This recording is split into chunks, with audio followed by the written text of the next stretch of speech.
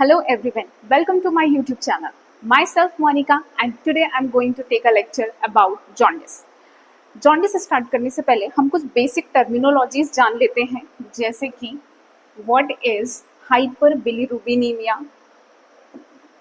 तो basic terminologies हम जान लेते हैं। First is hyperbilirubinemia. Last lecture में हमने देखा था heme catabolism pathway. Heme catabolism pathway के अंदर क्या हो रहा था कि आपकी जो आरबीसीज थी वो लाइसिस हो रही थी। आरबीसीज लाइसिस होने के बाद में क्या हो रहा था, वहां पे बिलीरुबिन का प्रोडक्शन हो रहा था, है ना। तो जब बहुत एक्सेसिव अमाउंट में बिलीरुबिन का प्रोडक्शन होता है तो उसको हम क्या बोलते हैं, हाइपर बिलीरुबिनीमिया। ओके, तो बेसिक जो है डेली बेसिस पे अगर देखें तो हमारी बॉडी जो है वो 250 to 350 mg जो है वो डेली प्रोड्यूस करती है बिलीरुबिन। ठीक है, डेली प्रोड्यूस कर रही है, डेली वो क्या हो रहा है, बॉडी से एक्सक्रीट आउट हो जा रहा है। नॉर्मल लेवल अगर अपन देखें टोटल बिलीरुबिन का, ओके, सो नॉर्मल लेवल अगर अपन देखें कितना होता है नॉर्मल टोटल बिलीरुबिन लेवल, तो 0.2 से 1.2 mg पर डीएल जो होता है, ये हो गया हमारा नॉर्मल रेंज। टोटल बिलीरुबिन जो है नॉर्मल रेंज होता है 0.2 से 1.2 mg पर डीएल। ओके, अगर किसी की बॉडी के अंदर, किसी भी पर्सन की बॉडी के अंदर अगर यहाँ पे बिलीरुबिन का लेवल एक्सीड हो रहा है, कितने से ज्यादा, 1.2 mg पर डीएल से ज्यादा अगर बॉडी के अंदर एक्सीड हो रहा है, एक्सेस हो रहा है, तो उसको हम बोलते हैं हाइपर बिलीरुबिनीमिया। बिलीरुबिन का लेवल जो है वो एक्सेस हो रहा है, दैट मीन्स हाइपर। और कहाँ पे, तो ब्लड के अंदर, मिया मतलब ब्लड। तो ब्लड के अंदर अगर बिलीरुबिन का लेवल मोर देन 1.2 mg पर डीएल हो रहा है तो उसको हम क्या बोलते हैं, हाइपर बिलीरुबिनीमिया। लेकिन इसमें क्लिनिकल सिग्निफिकेंस जो है, क्लिनिकल सिम्टम्स जो है यहाँ पे आपको देखने को मिलेगा कि वो प्रेजेंट नहीं रहता है। ठीक है, क्लिनिकल सिम्टम्स नहीं प्रेजेंट रहता है, इसका मतलब क्या है, क्लिनिकल सिम्टम्स जो है इसके अंदर में प्रेजेंस नहीं रहता है। यानी कि अगर किसी पेशेंट की बॉडी के अंदर, फॉर एग्जांपल किसी पेशेंट के बॉडी के अंदर में क्या है कि ये हो गई हमारी नॉर्मल रेंज 0.2 से अगर 1.2 के रेंज में है, दैट मीन्स नॉर्मल। 1.2 से एक्सिड हो रहा है 2.5 तक की, ठीक है, 1.2 से 2.5 के बीच में अगर है तो ये है हमारा हाइपर बिलीरुबिनीमिया, जिसके अंदर में कोई भी सिम्टम्स नहीं आएगा। ठीक है, जिसके अंदर में कोई भी सिम्टम्स नहीं है, सिर्फ बिलीरुबिन का लेवल क्या है यहाँ पे, एक्सीड है, जिसको हम बोलते हैं हाइपर बिलीरुबिनीमिया। वैसे ही अगर अपन देखें नेक्स्ट जो टर्म है हमारा, ठीक है, नेक्स्ट टर्म जो है हमारा दैट इज जॉन्डिस। अब ये जॉन्डिस क्या होता है, जॉन्डिस का मतलब होता है एक्सेसिव बिलीरुबिन की वजह से, ठीक है, बहुत बॉडी के अंदर एक्सेसिव बिलीरुबिन की वजह से बॉडी के अंदर में येलोइश डिस्कलरेशन होता है। येलोइश डिस्कलरेशन वो भी कहाँ पे, स्किन में, म्यूकस मेम्ब्रेन के अंदर, ठीक है, स्क्लेरा के अंदर, इंटरस्टिशियल फ्लूइड के अंदर अगर बिलीरुबिन जाके डिपॉजिट हो रहा है ना, स्किन में जाके डिपॉजिट हो रहा है, म्यूकस मेम्ब्रेन में जाके डिपॉजिट हो रहा है, स्क्लेरा में जाके डिपॉजिट हो रहा है, इंटरस्टिशियल स्पेस में जाके डिपॉजिट हो रहा है बिलीरुबिन, क्योंकि वो बहुत ज्यादा एक्सेस है, क्योंकि हाइपर बिलीरुबिनीमिया है। Hyperbilirubinemia with clinical symptoms, for example yellowish discoloration of the skin, mucous membrane और स्क्लेरा अगर है तो उसको हम क्या बोलते हैं, जॉन्डिस। अब ये जो जॉन्डिस है आपका कब होगा, कितने से ज्यादा, तो मोर देन 3 mg पर डीएल, मोर देन 3 mg पर डीएल। अगर 3 mg पर डीएल से ज्यादा टोटल बिलीरुबिन का लेवल एक्सीड होता है ब्लड के अंदर तो उसको हम क्या बोलते हैं, जॉन्डिस। नेक्स्ट टर्म आता है हमारा इक्टेरस। इक्टेरस, इक्टेरस क्या होता है, तो इक्टेरस जो होता है इसके अंदर में आपकी जो स्क्लेरा है, ये स्क्लेरा का येलोइश डिस्कलरेशन होना, उसको हम क्या बोलते हैं, इक्टेरस। ठीक है, तो यहाँ पे येलोइश डिस्कलरेशन जो है, जैसे ही टोटल बिलीरुबिन का लेवल 3 mg पर डीएल से ज्यादा गया, 3 mg पर डीएल से ज्यादा जाते ही क्या होगा कि आपकी जो स्क्लेरा है वो येलो होना स्टार्ट हो जाएगी। सबसे पहले स्क्लेरा ही क्या होती है, यहाँ पे येलो होना स्टार्ट हो जाती है। तो सबसे पहले स्क्लेरा ही क्यों येलो होती है ना, तो सबसे पहले स्क्लेरा इसलिए येलो होती है क्योंकि ये जो हमारे आईज का जो व्हाइटिश पार्ट है, क्योंकि वो व्हाइट है तो उसमें ज्यादा अच्छे से हाईलाइट होगा, है ना। व्हाइट कलर पे अगर आप येलो डालोगे तो वो ज्यादा अच्छे से हाईलाइट करेगा। इस वजह से क्या होता है कि स्क्लेरा आपको येलो फर्स्ट दिखाई देता है। And second most important reason क्या है इसका येलो दिखने का, स्क्लेरा का, तो दैट इज कि आपकी जो आईज है, जो स्क्लेरा है, उसके अंदर में कनेक्टिव टिश्यूज होती है, ठीक है, उसके अंदर में इलास्टिन प्रोटीन होता है। इलास्टिक प्रोटीन जो है सबसे ज्यादा होती है आपकी कहाँ पे, आइस के अंदर। और ये इलास्टिन प्रोटीन, प्रोटीन जो है आपको तो पता ही है कि बिलीरुबिन जो है, प्रोटीन क्या करता है, बिलीरुबिन को बाइंड करने का काम करता है ना। तो जो ये इलास्टिन प्रोटीन है स्क्लेरा के अंदर, ये क्या करती है यहाँ पे कि उस बिलीरुबिन को, अनकॉन्जुगेटेड बिलीरुबिन को क्या करती है, बाइंड करती है। अनकॉन्जुगेटेड बिलीरुबिन को बाइंड करती है, जो कि येलो बाइल पिगमेंट होता है। इस वजह से क्या होता है कि आपकी जो स्क्लेरा है वो सबसे पहले यहाँ पे क्या दिखाई देती है, आपको येलोइश दिखाई देती है। अगर कोई आपसे पूछे व्हाट इज इक्टेरस, तो आपको पता होना चाहिए कि due to the hyperbilirubinemia, bilirubin के लेवल की एक्सेसिव होने की वजह से यहाँ पे क्या हो रहा है कि स्क्लेरा जो है वो येलोइश डिस्कलरेशन हो रहा है, उसको हम क्या बोलते हैं, इक्टेरस। अगर बॉडी के अंदर में हाइपर बिलीरुबिनीमिया की वजह से स्क्लेरा, म्यूकस मेम्ब्रेन, आपकी स्किन हो गई, ठीक है, आपकी जो इंटरस्टिशियल फ्लूइड्स हो गए, ये सब येलो दिख रहा है, दैट मीन्स कि वहाँ पे क्या है, उसको हम क्या बोलेंगे, जॉन्डिस। और सिर्फ स्क्लेरा दिख रहा है तो उसको हम क्या बोलेंगे, इक्टेरस। ओके, नेक्स्ट टर्म आता है आपका कर्ण इक्टेरस। ठीक है, कर्ण इक्टेरस का मतलब क्या होता है कि यहाँ पे जब बिलीरुबिन का लेवल जो है ये ज्यादातर आपको बच्चों के अंदर देखने को मिलेगा। ठीक है, मोर देन 30 mg पर डीएल, मोर देन 30 mg पर डीएल जो है, अगर न्यूबॉर्न्स के अंदर में, ठीक है, न्यूबॉर्न्स के अंदर में मोर देन 30 mg पर डीएल से ज्यादा जब यहाँ पे बिलीरुबिन का लेवल एक्सेस हो जाता है, ब्लड के अंदर बहुत एक्सेस हो गया, तब क्या होता है कि ये जो अनकंजुगेटेड बिलीरुबिन है, जो कि कैसी होती है, लिपिड सॉल्युबल इन नेचर होती हैं, ये लिपिड सॉल्युबल इन नेचर क्या करेगा, अब आपके ब्लड ब्रेन बैरियर को क्रॉस कर जाएगा। ठीक है, जैसे ही ब्लड ब्रेन बैरियर को क्रॉस करेगा तो ब्रेन के अंदर एंटर कर गया। ब्रेन के अंदर एंटर कर गया, दैट मीन्स व्हाट, कि ब्रेन की जो बेसल गैंग्लिया है, ब्रेन के अंदर जो आपका हिपोकैम्पस है, ब्रेन के अंदर जो आपकी जेनिकुलेट बॉडी ऑफ थैलेमस है, वहां पे जाके डिपॉजिट हो जाएगा। और वहां जाके डिपॉजिट हो जाएगा तो उनके फंक्शंस को यहाँ पे क्या करेगा, उनके फंक्शंस में इंटरप्शन डालेगा, उनको प्रॉपर्ली फंक्शन करने नहीं देगा। तो अनकंजुगेटेड बिलीरुबिन जो कि कैसा होता है, लिपिड सॉल्युबल होता है, सिर्फ यही है जो क्या कर सकता है, ब्लड ब्रेन बैरियर को क्रॉस कर सकता है और ब्रेन के अंदर एंटर कर सकता है।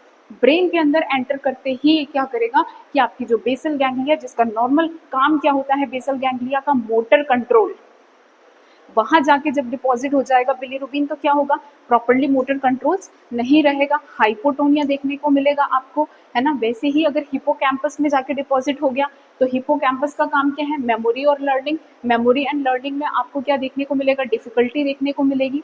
इसके अलावा geniculate body of a thalamus में जाके डिपॉजिट हो जाएगा, तो उसका काम क्या होता है कि आई मूवमेंट हो गया, विजुअल प्रोसेसिंग हो गया, हियरिंग का काम हो गया। तो ये सब जो है यहाँ पे क्या होगा, सारा का सारा यहाँ पे डिफिकल्टी आपको देखने को मिलेगा। ये सारी जो फंक्शंस है सबके अंदर में आपको इंटरप्शन देखने को मिल सकता है। ठीक है, तो कर्ण इक्टेरस का मतलब क्या होता है, जब बिलीरुबिन जब बहुत ज्यादा एक्सेस हो जाता है, कौन सा, unconjugated bilirubin more than 30 mg पर डीएल हो जाता है, तब क्या होता है कि ये हमारे ब्लड ब्रेन बैरियर को क्रॉस करता है और यहाँ पे क्या होता है, कॉज करता है बिलीरुबिन एनसेफेलोपैथी। क्या कॉज करता है, बिलीरुबिन एनसेफेलोपैथी, यानी कि ब्रेन को ये डैमेज करना स्टार्ट कर दिया। क्लियर है, तो ये जो है हमारा कर्ण इक्टेरस, ये कॉम्प्लिकेशन होता है किसका, जॉन्डिस का, क्योंकि जॉन्डिस की कंडीशन में मोर देन 3 mg पर डीएल था। सोचो कि बच्चे के अंदर में अगर ये मोर देन 30 mg पर डीएल हो जाता है तो यहाँ पे ये क्या कॉज करता है, बिलीरुबिन एनसेफेलोपैथी कॉज करता है। फिर आता है आपका एक टर्म हो गया कॉलिस्टेसिस। कॉलिस्टेसिस यानी कि यहाँ पे क्या हो रहा है कि आपकी जो बाइल है, ठीक है, जो बाइल है उनका स्टेसिस होना। स्टेसिस का मतलब क्या होता है, रुक जाना। ठीक है, तो ये हो गई आपकी, ये हो गया आपके गॉल ब्लैडर। गॉल ब्लैडर के अंदर क्या होती है, आपकी बाइल होती है। अगर आप देखोगे तो ये जो बाइल है वो किन चीजों से मिलके बना होता है, बाइल एसिड या बाइल सॉल्ट से मिलके बना होता है, कोलेस्ट्रॉल से मिलके बना होता है, और दूसरा बिलीरुबिन से मिलके बना होता है ना। तो ये तीन कंपोनेंट से मिलके बना होता है आपका क्या, बाइल। ठीक है, बाइल सॉल्ट या बाइल एसिड, बिलीरुबिन और यहाँ पे कोलेस्ट्रॉल, इन तीनों चीजों से मिलके बना हुआ है। कोलिस्टेसिस का मतलब देखिए कि अगर गॉल ब्लैडर के अंदर में अगर, ठीक है, गॉल ब्लैडर की जो गॉल ब्लैडर है उसके नेक में, या गॉल ब्लैडर की जो डक्ट है, बाइल डक्ट है, वहां पे अगर किसी भी टाइप का कोई स्टोन का फॉर्मेशन हो जाता है तो वो स्टोन की वजह से क्या होगा कि आपकी ये जो बाइल है वो क्या होंगी, बाहर नहीं आ पाएंगी। और बाइल जब बाहर नहीं आ पाएंगी तो वो वही स्टेसिस कर जाएंगी, और स्टेसिस करने के बाद ये क्या हो सकती है, रिगर्जिटेट करके बैकफ्लो कर सकती हैं। और क्या होगा कि जो आपका बना हुआ जो बाइल है, जो आपके बिलीरुबिन्स है, उसका भी क्या होगा, आउटफ्लो यहाँ रुक जाएगा, ये प्रॉपरली यहाँ से प्रॉपरली जो है उस पाथ से नहीं जा पाएंगे, क्योंकि वहाँ पे ऑब्स्ट्रक्शन हो रखा है, क्योंकि वहाँ पे गॉल स्टोन हो रखा है। तो वैसे कंडीशन में क्या होगा कि ये जो आपकी बाइल्स है, ठीक है, जिसके अंदर में आपका बिलीरुबिन भी है, ये सारा का सारा जो है आपके हिपैटिक आर्टरीज में, पोर्टल सर्कुलेशन में, और एट द लास्ट वो ब्लड के अंदर एंटर कर जाएगा। तो अगर आप टेस्ट करते हो और किसी पेशेंट के अंदर आपको मिला कि यहाँ पे बाइल एसिड का लेवल भी आपको बढ़ा हुआ मिल रहा है, दैट बिलीरुबिन का लेवल आपको बढ़ा हुआ मिल रहा है, कोलेस्ट्रॉल का लेवल बढ़ा हुआ मिल रहा है, दैट मीन्स कि वहाँ पे क्या हो रखा है, कोलेस्टेसिस हो रखा है, यानी कि बाइल डक्ट जो है वहाँ पे कहीं ना कहीं ऑब्स्ट्रक्शन है, जिसकी वजह से ये जो सारा बाइल था वो सब का सब आपके सर्कुलेशन की तरफ मूव कर गया। ठीक है, ये थे आपके कुछ बेसिक टर्मिनोलॉजीज। अब अपन देखेंगे कि जॉन्डिस क्या होता है।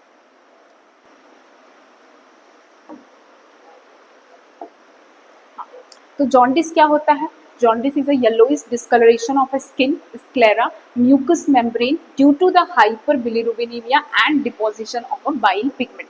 ठीक है, तो यहाँ पे जो जॉन्डिस है उसका डेफिनेशन क्या बोल रहा है कि ये जॉन्डिस के अंदर में क्या हो रहा है, पूरी स्किन जो है, स्किन हो गई, म्यूकस मेम्ब्रेन हो गया, स्क्लेरा हो गया, इंटरस्टिशियल फ्लूइड हो गई, वो सारे के सारे क्या हो रहे हैं, यहाँ पे येलोइश डिस्कलरेशन हो रहा है। येलोइश डिस्कलरेशन क्यों हो रहा है? ड्यू टू द हाइपर बिलीरुबिनेमिया, यानी कि बिलीरुबिन का लेवल या तो फिर बाइल पिगमेंट जो है वो क्या है, बहुत ज्यादा एक्सेस है, जिसकी वजह से क्या हो रखा है यहाँ पे, ये सारी की सारी स्किन म्यूकस मेम्ब्रेन के अंदर जाके डिपॉजिट हो गई है।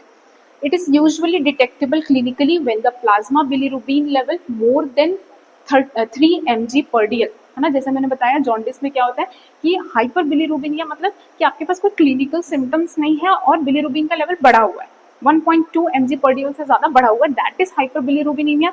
जैसे ही वो 3 mg per dl को क्रॉस करता है, बॉडी के अंदर येलोइश डिस्कलरेशन स्टार्ट हो गया, इसको हम क्या बोलते हैं, जॉन्डिस। और आप क्या कर सकते हो, फिर सारे सिम्टम्स को प्रॉपरली देख सकते हो, कब, जब बिलीरुबिन का level more than 3 mg per dl हो जाएगा। कि जॉन्डिस जो है वो किसी भी टाइप की कोई बीमारी नहीं है, rather than signs that can occur in many different, sign है जिसको आप डिफरेंट देख सकते हो। फॉर एग्जाम्पल, अगर किसी को लिवर डिजीज हुआ, ठीक है, सिरोसिस ऑफ लिवर हो गया, ठीक है, सिरोसिस है, या तो फिर पैंक्रेटाइटिस हो सकता है, या फिर यहाँ पे कार्सिनोमा हो सकता है। तो वैसे कंडीशन के अंदर, ये जो बड़ी बड़ी डिजीजेस के अंदर आप क्या देखोगे कि जॉन्डिस जो है वो एज अ साइन जो है पेशेंट की बॉडी के अंदर प्रेजेंट।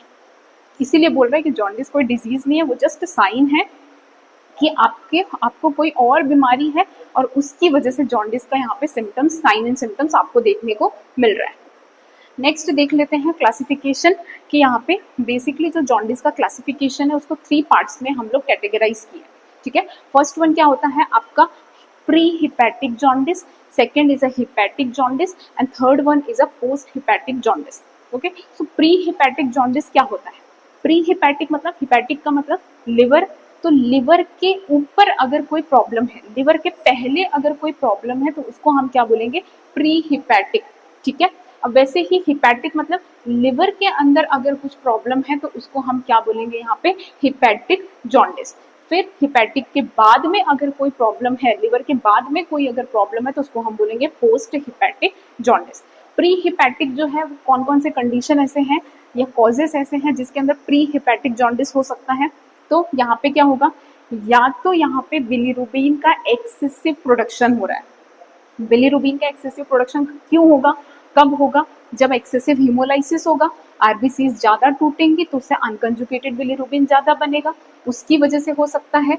या तो फिर लिवर जो है, वो प्रॉपरली उस अनकंजुगेटेड बिलीरुबिन को नहीं ले पा रहा है ना। लिवर जो है, सपोज कि यहाँ पे एल्बुमिन जो है वो क्या करता है, अनकंजुगेटेड बिलीरुबिन को बाइंड करता है और लिवर के पास लेके जाने का काम करता है ना। लेकिन अब यहाँ पे क्या हो रहा है कि सपोज एल्बुमिन की डेफिशिएंसी है, एल्बुमिन जो है वो प्रॉपरली बाइंड नहीं कर पा रहा है। एल्बुमिन जब बिलीरुबिन को बाइंड नहीं कर पाएगा तो उसको लिवर तक लेके नहीं आ पाएगा, है ना। तो यहाँ पे अगर impaired Uptake by the liver है, लिवर जो है प्रॉपरली बिलीरुबिन को अपटेक नहीं कर पा रहा है, ले नहीं पा रहा है, तो ऐसे कंडीशन में आपको क्या मिलेगा, अनकॉन्जुगेटेड बिलीरुबिन का लेवल एक्सेसिव मिलेगा। ये था आपका प्री हिपैटिक, कि यहाँ पे लिवर के पहले क्यों यहाँ पे जॉन्डिस अराइज हो रहा था। Next one is hepatic. Hepatic का मतलब लिवर के अंदर में कोई ना कोई एबनॉर्मेलिटीज है। लिवर का काम क्या होता है, अनकंजुगेटेड बिलीरुबिन को कॉन्जुगेटेड बिलीरुबिन में कन्वर्ट करने का। तो हो सकता है कि यहाँ पे जो आपकी लिवर है उसकी सेल्स के अंदर डैमेज हो गया हो, हेपेटाइटिस हो गया हो, है ना, जो लिवर की जो सेल्स हैं उसके अंदर इन्फ्लामेशन हो गया होगा और वो अपना काम प्रॉपरली नहीं कर पा रही हैं, वो प्रॉपरली एंजाइम रिलीज नहीं कर पा रही हैं, जिसकी वजह से यहाँ पे क्या हो रहा है कि वो अनकंजुगेटेड को कॉन्जुगेटेड में कन्वर्ट नहीं कर पा रही हैं और उसकी वजह से यहाँ पे क्या होगा कि पेशेंट की बॉडी के अंदर कॉन्जुगेटेड अनकॉन्जुगेटेड दोनों ही बिलीरुबिन का लेवल इंक्रीज होगा। आगे बताऊंगी कि दोनों क्यों इंक्रीज होता है, ठीक है। फिर आ जाओ पोस्ट हिपैटिक। पोस्ट हिपैटिक का मतलब क्या होता है कि यहाँ पे लिवर तो उसको कॉन्जुगेट कर दिया, अनकॉन्जुगेटेड कॉन्जुगेट बिलीरुबिन में कन्वर्ट कर दिया, लेकिन हो सकता है कि वो कॉन्जुगेशन होने के बाद बाइल डक्ट में कहीं ना कहीं कोई ऑब्स्ट्रक्शन है जिसकी वजह से वो बाहर एक्सक्रीट आउट नहीं हो पा रहा है। तो ये आता है हमारा पोस्ट हिपैटिक जॉन्डिस के अंदर, जिसके अंदर आपका कॉन्जुगेटेड बिलीरुबिन का लेवल हाई होगा, ठीक है। अब अपन देखते हैं क्लासिफिकेशन या कॉजेस ऑफ जॉन्डिस, ठीक है। क्लासिफिकेशन हमने देख लिया, pre hepatic, hepatic and post hepatic. अब जो प्री हिपैटिक है और इंट्रा हिपैटिक है और पोस्ट हिपैटिक जॉन्डिस है, इनका क्या कारण हो सकता है, ये क्यों हो रही है, ठीक है। तो फर्स्ट है आपका pre hepatic jaundice. Pre hepatic jaundice का क्या क्या कारण होगा, तो मैंने आपको बताया हीमोलाइसिस। अगर एक्सेसिव हीमोलाइसिस होगा, बहुत एक्सेसिव अमाउंट में आरबीसीज टूटेंगी, तो क्या होगा, अनकंजुगेटेड बिलीरुबिन जो है वो ज्यादा बनेगा। तो यहाँ पे बेसिकली अनकंजुगेटेड बिलीरुबिन का लेवल आपको हाई देखने को मिलेगा, कौन सी कंडीशन में, प्री हिपैटिक की कंडीशन में। प्री हिपैटिक का क्या क्या कॉज है, तो मैंने ऑलरेडी बताया आपको, हीमोलाइसिस, बहुत एक्सेसिव क्या होंगी, आरबीसीज टूटेंगी, उसकी वजह से एबनॉर्मल आरबीसीज अगर है, फॉर एग्जाम्पल कि अगर किसी पेशेंट की बॉडी के अंदर में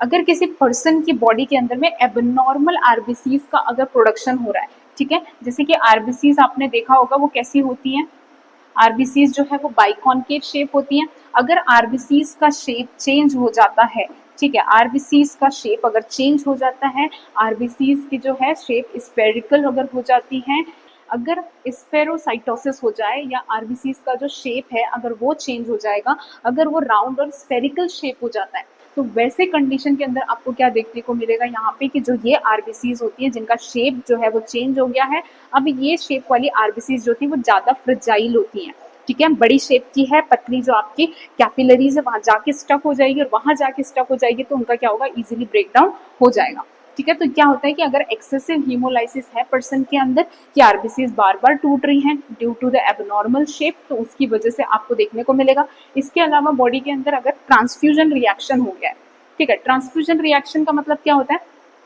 आपने किसी पर्सन को यहाँ पे दूसरे ब्लड ग्रुपिंग का ब्लड जो है वो चढ़ा दिया, तो क्या होगा, दूसरा ब्लड ग्रुपिंग का ब्लड आपने चढ़ा दिया, उसके बॉडी के अंदर में ट्रांसफ्यूजन रिएक्शन हो गया, उसकी बॉडी जो है वो क्या करेगी, आरबीसीज को लाइसिस करना स्टार्ट कर देगी। तो ट्रांसफ्यूजन रिएक्शन की कंडीशन में भी आपको देखने को मिलेगा कि आरबीसीज का एक्सेसिव लाइसिस हो रहा है और आरबीसीज जितनी ज्यादा टूटेंगे उतनी ज्यादा उसमें से अनकंजुगेटेड बिलिरुबिन रिलीज होगा, ठीक है। फिर आपका नेक्स्ट कंडीशन यहाँ पे आ जाता है कि अगर किसी पेशेंट की बॉडी के अंदर थैलेसीमिया है, हीमोग्लोबिनोपैथी है, तो वैसे थैलेसीमिया क्या है, एक टाइप का हेरिडिटरी डिसऑर्डर होता है जिसके अंदर एबनॉर्मल हीमोग्लोबिन रहती है। एबनॉर्मल हीमोग्लोबिन की वजह से यहाँ पे आपको क्या देखने को मिलेगा कि आरबीसीज एबनॉर्मल है, आरबीसीज एबनॉर्मल है तो जल्दी जल्दी टूटना स्टार्ट हो जाएंगी, है ना। इसके अलावा न्यूबॉर्न्स के अंदर में, न्यूबॉर्न्स जो होते हैं, बच्चे जो होते हैं, उनकी आरबीसीज का लाइफ साइकिल जो होता है वो कितने डेज का होता है, तो 80 to 90 डेज का होता है। 80 to 90 डेज जो है वो न्यूबॉर्न्स का है, अडल्ट का है 120 डेज। तो अडल्ट के कंपैरिजन में क्या होगा, न्यूबॉर्न की आरबीसीज जल्दी जल्दी टूट रही हैं, है ना।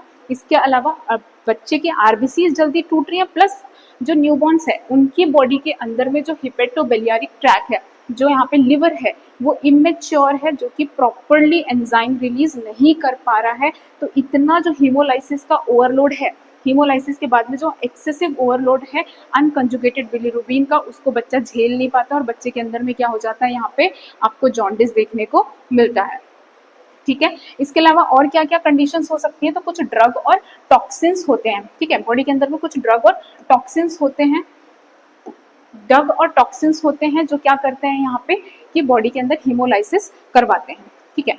अब यहाँ पे ड्रग एंड टॉक्सिन्स क्या क्या हो सकते हैं, फॉर एग्जाम्पल कि यहाँ पे जो सल्फोनामाइड्स ड्रग्स होती हैं, ठीक है, सल्फोनामाइड जो ड्रग्स होती हैं आपकी, ये सल्फोनामाइड जो ड्रग्स हैं वो क्या करती हैं, डिस्प्लेसमेंट करती हैं।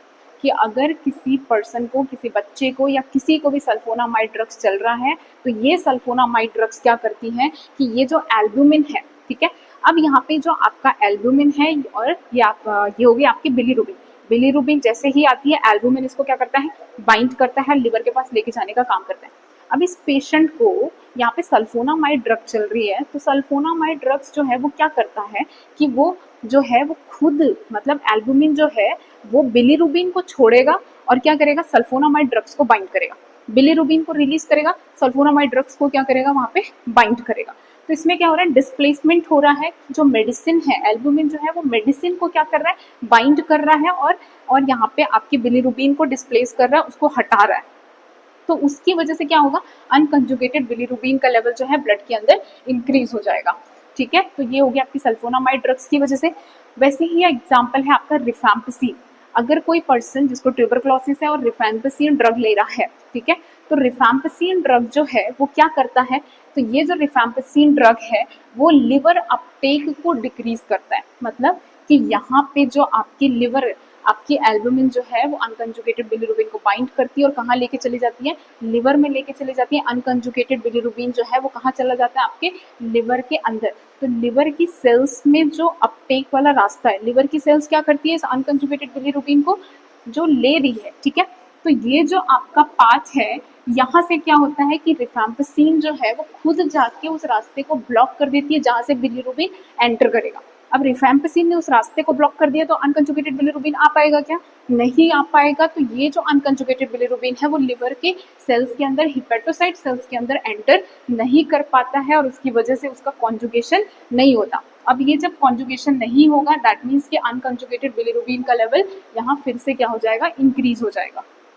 ठीक है, अब कुछ होती हैं ऐसे जो अगर ऑटो इम्यून डिजीज हो गई, ठीक है, अगर किसी के बॉडी के अंदर ऑटो इम्यून हीमोलाइटिक एनीमिया का कंडीशन है कि बॉडी के अंदर क्या हो रखा है, यहाँ पे हीमोलाइसिस एक्सेसिव हो रहा है due to the auto immune cause, यानी कि हमारी खुद की एंटीबॉडीज क्या कर रही है, हमारी ही रेड ब्लड सेल्स को डिस्ट्रॉय कर रही है। अगर ऐसा कंडीशन है कि आईजीजी आईजीएम जो है बॉडी के अंदर ओवर एक्टिव है और वो क्या कर रही है, यहाँ पे हीमोलाइसिस कर रही है, आरबीसीज को तोड़ रही है, तो वैसे कंडीशन में भी आपको क्या देखने को मिलेगा यहाँ पे कि यहाँ पे एक्सेसिव आरबीसीज का लाइसिस हो रहा है और अनकंजुगेटेड बिलीरुबिन इंक्रीज हो रहा है। ठीक है, फिर हमने देख लिया थैलेसीमिया, हमने देख लिया। Next is haemoglobinopathy.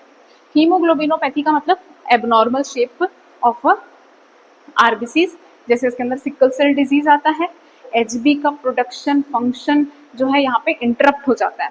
ठीक है, तो यहाँ पे बेसिकली जो सिकल सेल डिजीजेस होती हैं, ये सिकल सेल डिजीज में एबनॉर्मल आरबीसीज की वजह से एक्सेसिव डिस्ट्रक्शन होता है और एक्सेसिव डिस्ट्रक्शन में lead to the increase unconjugated bilirubin. फिर आते हैं हम हमारे नेक्स्ट कि यहाँ पे हिपैटिक और हिपैटोसेल्युलर। नेक्स्ट है यहाँ पे इंट्राहिपैटिक, हिपैटिक और इंट्राहिपैटिक या हिपैटिक सेल्युलर भी बोलते हैं। तो इस टाइप का जो जॉन्डिस है, जिसके अंदर किस में प्रॉब्लम होगा, ऑब्वियसली लिवर के अंदर प्रॉब्लम होगा। इसके अंदर में आपकी कॉन्जुगेटेड और अनकॉन्जुगेटेड दोनों ही बिलीरुबिन का लेवल क्या होता है, एक्सेस होता है। अब इसके अंदर कौन कौन से डिजीज आते हैं, तो वायरल हेपेटाइटिस, ठीक है, अगर किसी को हेपेटाइटिस बी है, ठीक है, तो वायरल हेपेटाइटिस का अगर कंडीशन है, हेपेटाइटिस का मतलब क्या होता है, तो इन्फ्लामेशन होता है कहाँ पे, लिवर के अंदर। अगर लिवर की सेल्स के अंदर इन्फ्लामेशन है, हिपेटोसाइट सेल्स के अंदर इन्फ्लामेशन है, तो वो अपना काम प्रॉपर्ली करेगी क्या, वो एंजाइम रिलीज करेगी क्या, प्रॉपर्ली नहीं करेगी। कौन सा एंजाइम रिलीज नहीं कर पाएगी, तो आपकी वही एंजाइम जो कि यहाँ पे अनकंजुगेटेड को कॉन्जुगेटेड पे कन्वर्ट करने का काम करती है, यानी कि यूरिडाइल डाइफॉस्फेट ग्लूकुरोनिक एसिड। ठीक है, तो यहाँ पे अगर यूरिडाइल डाइफॉस्फेट ग्लूकुरोनिक ट्रांसफरेज एंजाइम की अगर डेफिशिएंसी है, प्रॉपर्ली रिलीज नहीं कर पा रहा है, दैट मीन्स क्या होगा, अनकॉन्जुगेटेड बिलीरुबिन इंक्रीज होगा। फिर आता है टॉक्सिक हेपेटाइटिस। सेम अगेन कि अगर किसी पर्सन को टॉक्सिक हेपेटाइटिस है, कुछ ऐसे एलिमेंट्स या कुछ ऐसे जो पॉइजनस सब्सटेंस जो है पर्सन ने ले लिया, जिसकी वजह से यहाँ पे क्या हो रहा है कि यहाँ पे हिपैटिक सेल्स डैमेज हो रही हैं। ठीक है, हिपैटिक सेल्स डैमेज हो रही है और उसकी वजह से क्या हुआ, बॉडी के अंदर में यहाँ पे आपको देखने को मिला कि अनकॉन्जुगेटेड का लेवल जो है फर्दर इंक्रीज है। Next is intrahepatic cholestasis. Intrahepatic cholestasis मतलब कि लिवर के अंदर ही, ठीक है। इंट्राहेपेटिक मतलब लिवर के अंदर ही यहाँ पे क्या हो रखा है, इंट्राहेपेटिक कोलेस्टेसिस। कोलेस्टेसिस अगर बिलियरी कैनिकुलाई जो है, कैनालिकुलाई जो है, इसके अंदर कोई ऑब्स्ट्रक्शन हो जाता है, ठीक है, जो हमारी बिलियरी कैनालिकुलाई है उसके अंदर अगर कोई भी ऑब्स्ट्रक्शन है तो ये ऑब्स्ट्रक्शन की वजह से क्या होगा कि यहाँ पे कॉन्जुगेटेड बिलिरुबिन का आउटफ्लो नहीं होगा। कॉन्जुगेटेड बिलिरुबिन का आउटफ्लो नहीं होगा मतलब लिवर की सेल्स ने क्या किया कि ये जो है अनकॉन्जुगेटेड को कॉन्जुगेटेड में कन्वर्ट कर चुकी है, ठीक है। तो यहाँ पे कॉन्जुगेशन का प्रोसेस हो चुका है, लेकिन जब वो आउटफ्लो हो रहा था, जब वो बाहर निकल रही थी, तो ये जो इसकी बिलियरी कैनिकुलाई है यहाँ से वो कहाँ चली जाती है, राइट और लेफ्ट हिपैटिक डक्ट में चली जाती है। लेकिन क्या है, कैनालिकुलाई के अंदर कोई ना कोई ऑब्स्ट्रक्शन है और उसकी वजह से यहाँ पे क्या हो रहा है कि ये सारा जो आपका कॉन्जुगेटेड बिलिरुबिन है वो यहाँ ही पे डिपॉजिट हो जा रहा है और यहाँ से वो कहाँ चला जा रहा है, सर्कुलेशन के अंदर एंटर कर जा रहा है और जॉन्डिस कॉज कर रहा है, ठीक है। दो और कंडीशंस होते हैं। फर्स्ट वन होता है आपका गिलबर्ट सिंड्रोम और सिगलर नेजर सिंड्रोम, ठीक है। दो कंडीशंस होती है यहाँ पे आपकी गिलबर्ट सिंड्रोम और सिगलर नेजर सिंड्रोम। अब ये क्या होती है, ये दोनों एक टाइप की हेरिडिटरी डिसऑर्डर है, ठीक है। हेरिडिटरी डिसऑर्डर होती है। गिलबर्ट सिंड्रोम जो होता है वो माइल्ड होता है और आपकी जो सिगलर सिंड्रोम है ये मॉडरेट टू सीवियर कंडीशन हो सकती है।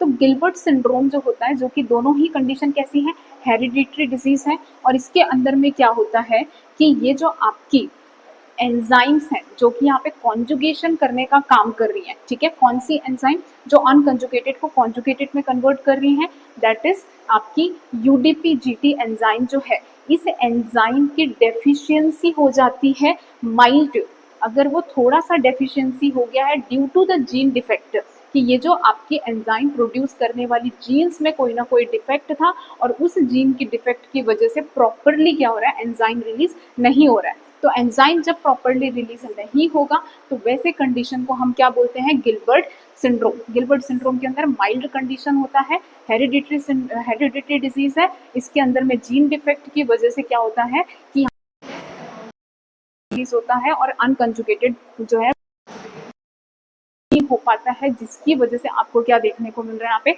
अनकंजुगेटेड का लेवल इंक्रीज है। नेक्स्ट है आपका सिगलर नेजर सिंड्रोम, ठीक है। सिगलर नेजर सिंड्रोम जो है ये होता है आपका मॉडरेट टू सीवियर कंडीशन।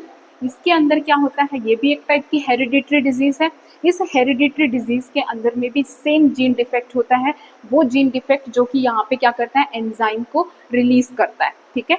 अब ये जो जीन है, ये जीन में डिफेक्ट होने की वजह से, म्यूटेशन होने की वजह से ये जो जीन्स है ये क्या कर रहे हैं कि ये जो एंजाइम है यूडीपीजीटी, ये एंजाइम को रिलीज नहीं कर पा रहे हैं और एंजाइम रिलीज नहीं होने की वजह से आपको क्या देखने को मिलेगा कि अनकंजुगेटेड बिलिरुबिन जो है वो कॉन्जुगेटेड बिलिरुबिन में कन्वर्ट नहीं हो पा रहा है और जिसकी वजह से क्या हो रहा है कि यहाँ पे कंप्लीट एब्सेंस हो सकता है किसका, एंजाइम का, जिसकी वजह से कन्वर्शन नहीं होगा और कन्वर्शन नहीं होगा तो अनकंजुगेटेड बिलिरुबिन का लेवल बहुत ज्यादा एक्सेसिव आपको देखने को मिल सकता है, ठीक है।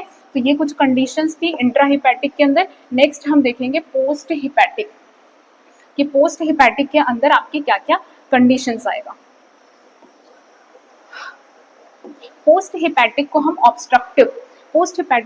ऑब्स्ट्रक्टिव भी बोलते हैं, कि हो सकता है यहाँ पे कोई ना कोई ऑब्स्ट्रक्शन हो। लिवर तो अपना काम सही से कर रहा है, ठीक है। पोस्ट हिपैटिक का मतलब लिवर जो है वो सही से काम कर रहा है, वो अनकंजुगेटेड को कॉन्जुगेटेड में कन्वर्ट करने का काम कर रहा है।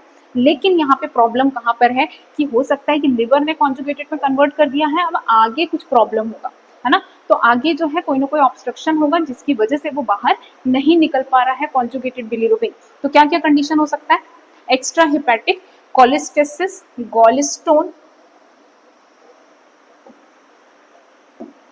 ठीक है। क्या क्या कंडीशन हो सकता है, extra hepatic cholestasis. Extra hepatic मतलब लिवर के बाद हम आ जाते हैं, दैट मीन्स कि हो सकता है कि यहाँ पे आपकी कॉमन बाइल डक्ट के अंदर कोई ना कोई ऑब्स्ट्रक्शन हो, ठीक है। हो सकता है कि कॉमन बाइल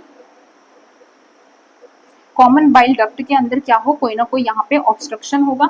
अब कॉमन बाइल डक्ट के अंदर अगर कोई ऑब्स्ट्रक्शन हुआ तो क्या होगा कि जो कॉन्जुगेटेड बिलीरुबिन में कन्वर्ट हुआ है, ये कॉन्जुगेटेड बिलीरुबिन जो है ये क्या होगा, यहाँ से प्रॉपरली पास आउट नहीं हो पाएगा, और पास नहीं हो पाएगा तो क्या होगा, कंजेशन होता जाएगा यहाँ पे, और इस कंजेशन की वजह से क्या होगा कि सारा का सारा जो है आपका जो कॉन्जुगेटेड बिलीरुबिन है वो यहाँ से बैकफ्लो होके कहाँ चला जाएगा, सर्कुलेशन में एंटर कर जाएगा। ठीक है, अब यहाँ पे आपकी एक कंडीशन हो गई। दूसरी कंडीशन देख लेते हैं कि हो सकता है एम्प्यूल ऑफ वेटर में कोई ना कोई ऑब्स्ट्रक्शन होगा।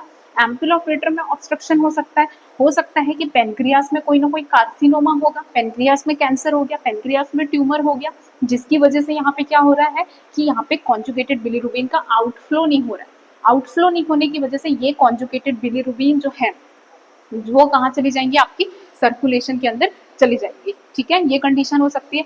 कॉन्जुगेटेड बिलीरुबिन जब इंक्रीज होता है, ठीक है, कॉन्जुगेटेड बिलीरुबिन जब इंक्रीज होता है तो उसका नेचर होता है वाटर सॉल्युबल।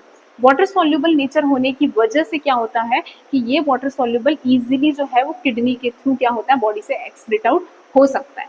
तो आपको कॉन्जुगेटेड बिलीरुबिन अगर आपको यूरिन में मिल रहा है, दैट मीन्स कि यहाँ पे क्या हो सकता है, कोलेस्टेसिस का कंडीशन हो सकता है, कहीं ना कहीं आउटफ्लो में क्या हुआ है, यहाँ पे ऑब्स्ट्रक्शन हो सकता है। ठीक है, तो यहाँ पे और क्या क्या कंडीशंस है हम देख लेते हैं। एक हमने देख लिया कोलेस्टेसिस, दूसरा अगर गॉल ब्लैडर में किसी भी टाइप का स्टोन हो गया है, तो गॉल ब्लैडर मैंने अभी बताया था, बाइल जो है आपकी किस चीज की बनी होती है, तो आपकी जो बाइल है वो बाइल एसिड, बाइल सॉल्ट्स की बनी होती है, कोलेस्ट्रॉल की बनी होती है, वो बिलीरुबिन की बनी होती है। तो बिलीरुबिन का आउटफ्लो यहाँ पे क्या हुआ, अगेन ऑब्स्ट्रक्ट हो गया, बिलीरुबिन बाहर नहीं आएगी, तो बिलीरुबिन जो है वो कहाँ चली जाएगी, वापस लिवर, लिवर से पूरे सर्कुलेशन में चली जाएगी। Tumour of the bile ducts, tumour अगर बाइल डक्ट में ट्यूमर है, पेनक्रियास में ट्यूमर है या कैंसर है, तो वैसे कंडीशन में आपको देखने को मिलेगा कि आउटफ्लो यहाँ पे ऑब्स्ट्रक्शन हो गया। ठीक है, तो ये था हमारा कॉजेस कि यहाँ पे प्री हिपैटिक में क्या क्या कॉजेस है। तो हमेशा याद रखना, ये एग्जाम में पूछता है कि प्री हिपैटिक में अगर प्री हिपैटिक का कोई कंडीशन है, यानी हीमोलाइसिस का कंडीशन है, यानी लिवर के पहले कोई प्रॉब्लम है, तब यहाँ पे क्या होगा कि यहाँ पे एक्सेसिव हीमोलाइसिस की वजह से अनकॉन्जुगेटेड ज्यादा रिलीज होगा, और अनकॉन्जुगेटेड अगर ज्यादा रिलीज होगा तो यहाँ पे क्या होगा कि लिवर सही से काम कर रही है, लेकिन वो जितना काम कर सकती है उतना ही करेगी ना। ठीक है, अगर उसकी कैपेसिटी है यहाँ पे कि वो डेली का 250 mg का वो क्या कर रही है, यहाँ पे कन्वर्शन कर रही है, तो यहाँ पे कंपनसेट करने के लिए 300 कर सकती है, लेकिन उससे ज्यादा कर पाएगी क्या, नहीं कर पाएगी, और यहाँ पे अनकंजुगेटेड बिलीरुबिन का लेवल एक्सेस हो जाएगा। ठीक है, सेकेंड हिपैटिक, अगर लिवर में कुछ प्रॉब्लम है, ठीक है, तो लिवर में भी कहाँ प्रॉब्लम है, ठीक, लिवर में कॉन्जुगेशन में अगर प्रॉब्लम है, ठीक है, कॉन्जुगेशन में अगर कोई प्रॉब्लम है, दैट मीन्स कि यहाँ पे क्या रहेगा, अनकंजुगेटेड का लेवल इंक्रीज रहेगा। ठीक है, अब यहाँ पे कॉन्जुगेशन हो गया है, लेकिन उसके नीचे जो आपकी बिलियरी कैनालिकुलाई में कोई ऑब्स्ट्रक्शन है, अगर वहां पे प्रॉब्लम है, तब यहाँ पे कंजुगेटेड का लेवल इंक्रीज रहेगा। तो आपका हिपैटिक के अंदर कॉन्जुगेट का भी लेवल इंक्रीज हो सकता है, अनकॉन्जुगेट का लेवल भी इंक्रीज हो जाता है, डिपेंडिंग अपॉन द कॉज। फिर आते हैं हम पोस्ट हिपैटिक। तो पोस्ट हिपैटिक के अंदर लिवर सही से काम कर रही है, लिवर ने क्या कर दिया, कॉन्जुगेट कर दिया अनकॉन्जुगेटेड को कॉन्जुगेटेड में कन्वर्ट कर दिया। अब यहाँ पे जो है आपका बेसिकली क्या होगा, यहाँ पे कॉन्जुगेटेड बिलीरुबिन का लेवल एक्सेस होगा। यहाँ तक क्लियर है। नेक्स्ट आ जाते हैं हम साइन एंड सिम्टम्स पे। अब क्या क्या ऐसे साइन एंड सिम्टम्स आपको दिखाई देगा पेशेंट के अंदर, तो शुरू से हम यही पढ़ रहे हैं, yellow discolouration of the skin, mucous membrane, interstitial space and sclera. ये तो आपको दिखेगा ही येलो डिस्कलरेशन, क्यों, क्योंकि बिलीरुबिन क्या है, एक येलो बाइल पिगमेंट है, तो पूरी बॉडी को क्या कर दिया उसने, येलो कर दिया। हल्दी लगाने की जरूरत नहीं है ना शादी में। चलिए, तो नेक्स्ट है यहाँ पे लाइट कलर स्टूल। तो लाइट कलर स्टूल क्यों दिखाई देगा, यहाँ पे लाइट कलर स्टूल इसलिए होगा क्योंकि अगर कहीं भी कौन सी कंडीशन में होगा, पहले ये सुन लो कि अगर यहाँ पे कॉन्जुगेट बिलीरुबिन में अनकॉन्जुगेटेड कॉन्जुगेट में कन्वर्ट हो चुका है, ठीक है, लेकिन क्या हो रहा है यहाँ पे, अगर कोलेस्टेसिस का कंडीशन है, कहीं पे कोई गॉल स्टोन हो गया, और ये जो कॉन्जुगेटेड बिलीरुबिन है वो जा नहीं पा रहा है, कहाँ, इंटेस्टाइन में जाएगा नहीं तो स्टर्कोबिलिनोजन में कन्वर्ट नहीं होगा, स्टर्कोबिलिनोजन नहीं बनेगा तो स्टर्कोबिलिन नहीं बनेगा, स्टर्कोबिलिन नहीं बनेगा तो लास्ट क्लास में मैंने बताया था आपको कि स्टर्कोबिलिन जो है वो क्या करता है, येलो कलर प्रोवाइड करता है स्टूल को। तो यहाँ पे आपको कैसा कलर देखने को मिलेगा, लाइट कलर स्टूल को कलर नहीं मिल रहा है। कौन से कंडीशन में, तो यहाँ पे जब यहाँ पे कोलेस्टेसिस का कंडीशन है, तो वैसे कंडीशन के अंदर आपको देखने को मिल सकता है। डार्क कलर यूरिन, अब बताओ डार्क कलर यूरिन क्यों देखने को मिलेगा।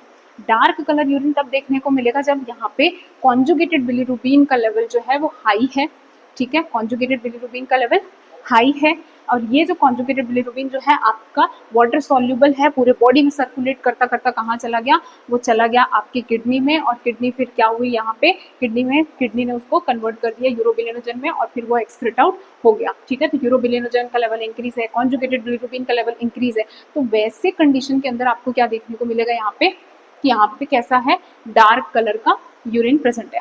डार्क कलर यूरिन क्यों प्रेजेंट रहेगा, डार्क कलर का यूरिन अगर है बॉडी के अंदर, दैट मीन्स कि यहाँ पे कॉन्जुगेटेड बिलीरुबिन एक्सेस है, क्योंकि वो वाटर सॉल्युबल है, तो वो क्या हो सकता है, बॉडी से यानी किडनी से एक्सक्रीट आउट हो सकता है, और वो क्या कर रहा है, यहाँ पे डार्क कलर यूरिन प्रोवाइड कर रहा है। Next, itching of the skin. Itching कब होगा, कौन सी कंडीशन में होगा, तो पोस्ट हेपेटिक के कंडीशन में आपको पेशेंट के अंदर ईचिंग देखने को मिलेगा। ठीक है, पोस्ट हेपेटिक के अंदर कैसे, अगर कहीं पे भी कोलिस्टेसिस है, गॉल ब्लैडर में स्टोन हो गया और बाइल जो है वो बाहर नहीं आ पा रहा है, और बाइल जो है आपके सर्कुलेशन में चला गया, तो ये जो बाइल एसिड का नेचर होता है कि ये जब स्किन में डिपॉजिट होती है ना, तो ये ईचिंग कॉज करती है ना। तो अगर किसी पेशेंट को यहाँ पे ईचिंग हो रहा है स्किन में, ठीक है, तो समझ जाना कि इसके अंदर क्या आ गया है, बाइल एसिड जो है वो भी है यहाँ पे ब्लड के अंदर, स्किन के अंदर, और वो क्या कर रहा है, यहाँ पे ईचिंग कॉज कर रहा है। Next, nausea and vomiting.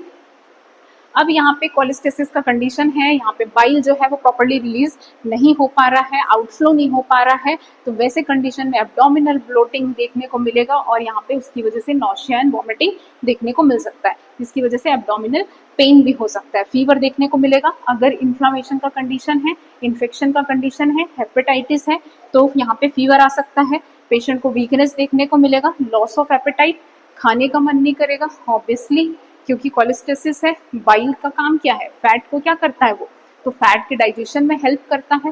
Fat यहाँ पे डाइजेशन नहीं होगा, फैट का डाइजेशन नहीं होगा, तो यहाँ पे क्या देखने को मिलेगा कि एब्डोमिनल ब्लोटिंग है, पेट भरा भरा लग रहा है, खाने का मन नहीं कर रहा है। हेडेक होने का चांसेस है, क्यों, बिलीरुबिन इंक्रीज है, ठीक है, कॉन्जुगेटेड बिलीरुबिन का लेवल जब इंक्रीज होगा तो क्या होगा, ये जो कॉन्जुगेटेड बिलीरुबिन है, ये कैसी, सॉरी, अनकॉन्जुगेटेड बिलीरुबिन का लेवल इंक्रीज होगा। ये जो अनकॉन्जुगेटेड बिलीरुबिन है, जब ये बीबीआर को क्रॉस करेंगी तो क्या होगा, पर्सन को हेडेक होना स्टार्ट हो जाएगा। इसके अलावा कंफ्यूजन देखने को आपको मिल सकता है कि अगर पेशेंट के अंदर अनकॉन्जुगेटेड हाई है और वो क्या कर रहा है कि ब्लड ब्रेन बैरियर को क्रॉस कर रहा है, उसकी वजह से पेशेंट के अंदर हेडेक, डिसोरिएंटेशन, कोमा, ये सब देखने को मिलेगा। Swelling of the leg and abdomen, abdomen में और लेग में स्वेलिंग देखने को मिलेगा। तो लेग में स्वेलिंग जो है वो हो सकता है एल्ब्यूमिन की डेफिशिएंसी की वजह से, कि लिवर में कोई ना कोई यहाँ एबनॉर्मेलिटी है, लिवर ने प्रॉपर्ली एल्ब्यूमिन सिंथेसिस नहीं किया, एल्ब्यूमिन सिंथेसिस नहीं होगा तो ऑस्मोटिक प्रेशर मेंटेन नहीं होगा, ऑस्मोटिक प्रेशर अगर मेंटेन नहीं होगा तो सारा का सारा फ्लूइड जो है वो ब्लड से कहाँ चला जाएगा, इंटरस्टिशियल स्पेस में चला जाएगा, और इंटरस्टिशियल स्पेस में गया, दैट मीन्स कि उसने क्या कर दिया यहाँ पे, एडिमा कॉज किया, ठीक है। तो ये थे साइन एंड सिम्टम्स। नेक्स्ट आ जाते हैं डायग्नोसिस, कैसे आप डायग्नोस करोगे जॉन्डिस को, तो आपको तो पहली बार देखते ही पता चल जाएगा, फिजिकल एग्जामिनेशन कर लो आप, आपने देखा पेशेंट को पूरा येलो दिख रहा है, दैट मीन्स कि इसको क्या है, यहाँ पे जॉन्डिस है, ठीक है। लेकिन स्क्लेरा जरूर देखना है, स्क्लेरा का येलो होना जरूरी है, ठीक है। तो आपने देखा पेशेंट जो है वो कैसा है, कि आपने पैल्पेट किया, लिवर जो है मे भी हो सकता है कि एनलार्जमेंट आपको फील हो रहा है, ठीक है, आपने पैल्पेट कर दिया, लिवर एनलार्जमेंट आपको लग रहा है, तो आपको वहाँ पे क्या करना है, फर्दर स्टडी करने की जरूरत है। एंकल फीट में एडिमा दिख रहा है आपको, हो सकता है लिवर में कोई एबनॉर्मेलिटी है, सिरोसिस ऑफ लिवर हो गया है, राइट साइड में आपका लिवर है, आप वहाँ पे पैल्पेट करो, आपको पता चल जाएगा। लिवर फंक्शन टेस्ट आपको परफॉर्म करना पड़ेगा, ठीक है, आगे देखेंगे अपन लिवर फंक्शन टेस्ट में क्या क्या चीजें होती हैं। कंप्लीट ब्लड काउंट आप चेक कर लो, हीमोग्लोबिन चेक कर लो कि यहाँ पे आरबीसीज का मैक्रोसाइटिक तो नहीं है, माइक्रोसाइटिक तो नहीं है, वो सारी चीजें आप चेक करो, क्योंकि अगर एक्सेसिव हीमोलाइसिस हुआ बॉडी के अंदर तो आपकी बॉडी कंपनसेट करेगी, है ना, बॉडी कंपनसेट करेगी, मतलब बोन मैरो जल्दी जल्दी इरिथ्रोपोइसिस करेगा, जल्दी जल्दी इरिथ्रोपोइसिस करेगा, तो बड़ी बड़ी साइज की आरबीसीज जो है वो यहाँ पे रिलीज करना स्टार्ट कर देगा। साइज अगर बड़ा है, मैक्रोसाइटिक है अगर, तो और जल्दी हीमोलाइसिस होगा, है ना। तो यहाँ पे आपको क्या करना है कि आरबीसीज का माइक्रोस्कोपिक एग्जामिनेशन आपको यहाँ पे परफॉर्म करना है, कि आरबीसीज का शेप कैसा है, नॉर्मल है कि नहीं, हीमोग्लोबिन कितना है, आरबीसीज कितनी है, रेटिकुलोसाइट कितना है, ठीक है। इसके अलावा जो हो गई आपकी WBCs जो है उनका लेवल कितना है, WBCs इंक्रीज है, दैट मीन्स कि वहाँ कहीं ना कहीं इन्फेक्शन हो सकता है, लिवर में इन्फेक्शन की वजह से इंक्रीज हो सकता है, तो वो आपको फाइंड आउट करना है। एब्डोमिनल अल्ट्रासाउंड कर लो, सबसे बेस्ट अल्ट्रासाउंड करके चेक कर लो लिवर में कोई सिरोसिस तो नहीं है, कहीं ऑब्स्ट्रक्शन तो नहीं है, क्या प्रॉब्लम है लिवर के अंदर वो अल्ट्रासाउंड में आपको पता चल जाएगा। ठीक है, स्प्लीनोमेगाली तो नहीं है, स्प्लीन का साइज बढ़ जाता है क्योंकि वो ज्यादा क्या कर रही हैं, डेड आरबीसीज को स्टोर कर रही है, तो स्प्लीनोमेगाली चेक करो, हिपेटोमेगाली आप चेक कर सकते हो। ठीक है, इसके अलावा एब्डोमिनल सीटी स्कैन करके आपको क्या करना है, फाइंड आउट करना है कि एक्चुअल में कॉज क्या है। ठीक है, अब ये सबसे इंपॉर्टेंट एग्जाम के पॉइंट ऑफ व्यू से सबसे इंपॉर्टेंट चीजें यहाँ पे आ गई हैं कि प्री हिपैटिक, इंट्रा हिपैटिक और पोस्ट हिपैटिक में किसका लेवल इंक्रीज रहेगा। ठीक है, तो आप अनकंजुगेटेड, अभी तक हमने जितना पढ़ लिया आप तो आराम से बता लोगे, है ना। तो अनकंजुगेटेड बिलीरुबिन जो है ये कब हाई रहेगा, एक्सेसिव हीमोलाइसिस होगा तब, एक्सेसिव हीमोलाइसिस हो रहा है that means pre hepatic, pre hepatic का कंडीशन है, एक्सेसिव आरबीसीज टूटेंगी, ज्यादा आरबीसीज टूटेंगी तो क्या होगा, यहाँ पे अनकंजुगेटेड बिलीरुबिन का लेवल इंक्रीज रहेगा। अब यहाँ पे अनकंजुगेटेड इंट्रा हिपैटिक के अंदर क्या कंडीशन होगा, नॉर्मल रहेगा या तो फिर इंक्रीज भी हो सकता है। मैंने आपको बताया है कि इंट्रा हिपैटिक में आपका अनकंजुगेटेड और कॉन्जुगेटेड दोनों ही लेवल इंक्रीज रहता है। पोस्ट हिपैटिक में आ जाते हैं, पोस्ट हिपैटिक के अंदर अनकंजुगेटेड जो है यहाँ पे नॉर्मल रहेगा, है ना, क्योंकि पोस्ट हिपैटिक यानी कि लिवर अपना काम सही से कर रहा है, वो अनकंजुगेटेड को कॉन्जुगेट कर दिया, उसका काम खत्म, वो सही है, दैट मीन्स कि यहाँ पे अनकंजुगेटेड नॉर्मल रहेगा। फिर आ जाओ कॉन्जुगेटेड, कॉन्जुगेटेड के अंदर क्या है आपका कि प्री हिपैटिक की कंडीशन में क्या रहेगा, नॉर्मल, क्योंकि इसके अंदर में क्या हो रहा है, एक्सेसिव हीमोलाइसिस, लेकिन आपका लिवर सही से काम कर रहा है, लिवर सही से काम कर रहा है मतलब वो कॉन्जुगेट कर रहा है। ठीक है, तो यहाँ पे कैसा रहेगा, कॉन्जुगेटेड बिलीरुबिन नॉर्मल। फिर आपका आता है इंट्रा हिपैटिक, इंट्रा हिपैटिक के अंदर लिवर के अंदर कोई ना कोई यहाँ पे अगर ऑब्स्ट्रक्शन है, ठीक है, लिवर में आपकी बिलियरी कैनिकुलाई में अगर ऑब्स्ट्रक्शन है तो कॉन्जुगेटेड बढ़ा रहेगा, लिवर में ही हिपेटोसाइट्स के अंदर कोई ना कोई प्रॉब्लम है, वो यहाँ पे कन्वर्ट नहीं कर पा रही है, गिलबर्ट सिंड्रोम हो गया, सिगलर नेजर सिंड्रोम हो गया, तो उसके अंदर में क्या होगा यहाँ पे कि आपकी अनकंजुगेटेड इंक्रीज रहेगी। तो आप ये याद रखना, इंट्रा हिपैटिक के अंदर आपकी कंजुगेटेड और अनकंजुगेटेड दोनों ही बिलीरुबिन क्या रहेंगी, इंक्रीज रहेंगी। पोस्ट हिपैटिक में आ जाओ, तो पोस्ट हिपैटिक में क्या रहेगा, कॉन्जुगेटेड बिलीरुबिन ऑब्वियसली इंक्रीज रहेगा क्योंकि लिवर अपना काम सही से कर रहा है, तो उसने क्या किया, कॉन्जुगेटेड में कन्वर्ट कर दिया। अब आ जाओ एएसटी और एएलटी। अब ये एएसटी और एएलटी होता क्या है,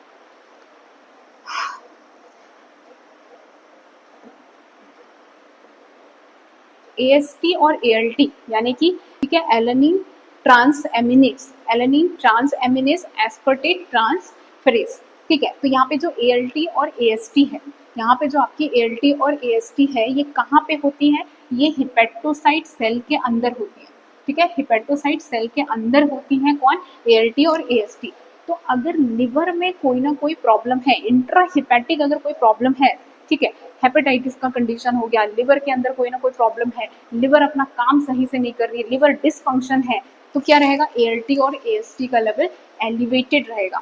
ठीक है, वही अगर आपकी लिवर जब सही से काम कर रही है, वो अनकॉन्जुगेटेड को कॉन्जुगेटेड बिलीरुबिन में कन्वर्ट करती है, तो ये तो कन्वर्शन हो गया, कन्वर्ट होने के बाद ये कहाँ आती है, आपकी बिलियरी कैनालिकुलाई में आती है, तो किसके थ्रू आती है, तो यहाँ पे एक ट्रांसपोर्टर होता है, एक्टिव ट्रांसपोर्टर, एक्टिव ट्रांसपोर्टर, क्योंकि आपकी कॉन्जुगेटेड बिलीरुबिन वाटर सॉल्यूबल है तो वो डिफ्यूज होके तो नहीं आ सकती, है ना, तो यहाँ पे क्या होती है, एक कि यहाँ पे एक्टिव ट्रांसपोर्टर होता है, ये ट्रांसपोर्टर के थ्रू क्या होता है कि कॉन्जुगेटेड बिलीरुबिन जो है आपका एंटर करता है बिलियरी कैनालिकुलाई में, बिलियरी कैनालिकुलाई जो है अगर इसमें एंटर कर गया तो यहाँ पे जो आपकी एंजाइम्स होती है दैट इज एल्कलीन फॉस्फेट और गामा ग्लूटामिल ट्रांसफरेज। ठीक है, आपकी जो बिलियरी कैनालिकुलाई है यहाँ पे क्या होती है, एल्कलीन फॉस्फेट और गामा ग्लूटामिल ट्रांसफरेज, ये एंजाइम जो है ये कहाँ है, आपकी कैनालिकुलाई के अंदर है। ठीक है, तो आप फिर को बताओ कि अगर फंक्शन है हिपेटोसाइट जो सेल्स हैं अगर ये यहाँ पे डैमेज हो चुकी हैं तो क्या होगा कि यहाँ पे एएलटी एएसटी का लेवल एलिवेटेड आएगा। वही अगर लिवर ने अपना काम कर दिया, अनकॉन्जुगेटेड को कॉन्जुगेट में कन्वर्ट कर दिया, लेकिन यहाँ पे कहाँ पे ऑब्स्ट्रक्शन है कि यहाँ बिलियरी कैनालिकुलाई के अंदर कहीं भी ऑब्स्ट्रक्शन है, तो इसकी वजह से आपका कौन सा लेवल इंक्रीज मिलेगा, एल्कलीन फॉस्फेट और गामा ग्लूटामिल ट्रांसफेरेज का यहाँ पे लेवल एलिवेटेड मिलेगा।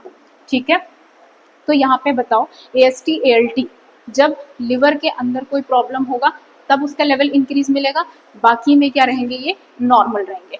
फिर आ जाओ एल्कलीन फॉस्फेट और GGT, एल्कलीन फॉस्फेट और गामा ग्लूटामिल ट्रांसफेरेज, ये कब होगा कि लिवर ने अपना काम सही से कर दिया। अब बिलियरी कैनालिकुलाई में प्रॉब्लम है तो आपका पोस्ट हिपैटिक के अंदर आपको एलिवेटेड देखने को मिलेगा। फिर आ जाओ urine bilirubin, urine bilirubin, urine में बिलिरुबिन कब प्रेजेंट रहेगा, अनकंजुगेटेड रहेगा क्या, नहीं रहेगा। मैंने बार बार बताया है अनकंजुगेटेड बिलिरुबिन जो होता है आपका लिपिड सॉल्युबल है, लिपिड सॉल्युबल को किडनी एक्सक्रीट आउट नहीं कर सकती, तो अगर इसका लेवल जो आपको यूरिन में मिलेगा क्या, नहीं मिलेगा। कौन सी कंडीशन में, प्री हिपैटिक में अनकंजुगेटेड का लेवल बढ़ा है, अनकंजुगेटेड का लेवल बढ़ा है, दैट मीन्स कि वो आपके यूरिन में प्रेजेंट नहीं हो सकता, एब्सेंट रहेगा।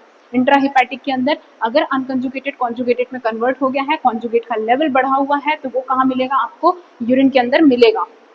पोस्ट हिपैटिक के अंदर कॉन्जुगेटेड का लेवल बढ़ा हुआ है, तो ये जो है आपको बहुत एक्सेस अमाउंट में कहाँ मिलेगा, यूरिन के अंदर प्रेजेंट मिलेगा। फिर आ जाओ यूरोबिलिनोजन, यूरोबिलिनोजन कब बनता है, जब यहाँ पे आपकी इंटेस्टाइन में कॉन्जुगेटेड बिलिरुबिन गई, इंटेस्टाइन की जो बैक्टीरिया थी उसने क्या किया उसको, कि वहां पे उसको वापस से फर्दर ब्रेक डाउन किया, इंटेस्टाइनल बैक्टीरिया ने कॉन्जुगेटेड बिलिरुबिन को कन्वर्ट किया था किसमें, यूरोबिलिनोजन में कन्वर्ट किया था। तो यूरोबिलिनोजन कब आपको इंक्रीज मिल सकता है, तो यूरोबिलिनोजन जो है प्री हिपैटिक अनकंजुगेटेड बिलिरुबिन जो है, अब वो क्या होगा, यहाँ पे अनकंजुगेटेड बिलिरुबिन आपके ब्लड में हाई है, ब्लड में वो इतना ज्यादा अमाउंट में हाई है, लिवर सही से काम कर रहा है और आपकी इंटेस्टाइन सही से काम कर रही है, यहाँ पे आपकी बिलियरी ट्रैक्ट सही से काम कर रही है, तो क्या होगा कि यहाँ पे प्री हिपैटिक के अंदर जो अनकंजुगेटेड का लेवल बढ़ा हुआ है, क्यों, लेकिन वो बढ़ा हुआ है हीमोलाइसिस की वजह से, लेकिन लिवर क्या कर रही है, ज्यादा अमाउंट में वो ट्राई कर रही है,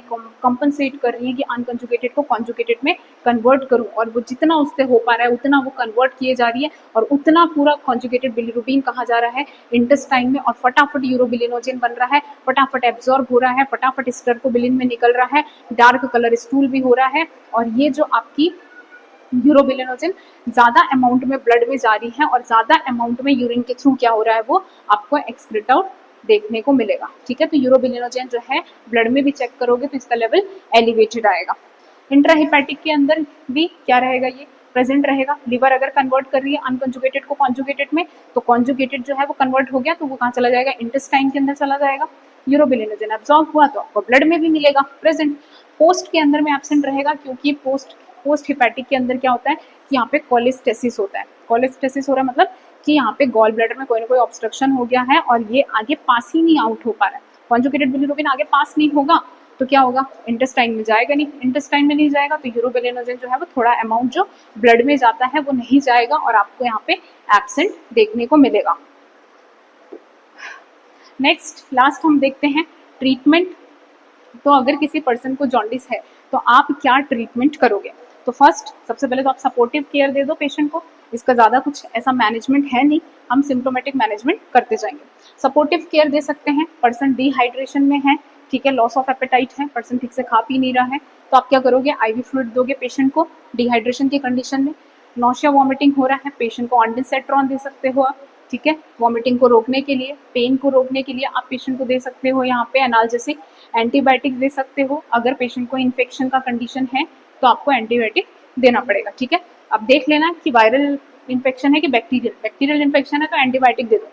अब अगर वायरल इन्फेक्शन है तो एंटीवायरल मेडिसिन चलाना पड़ेगा, जैसे कि आपके हो गए एसाइक्लोवीर आप दे सकते हो पेशेंट को।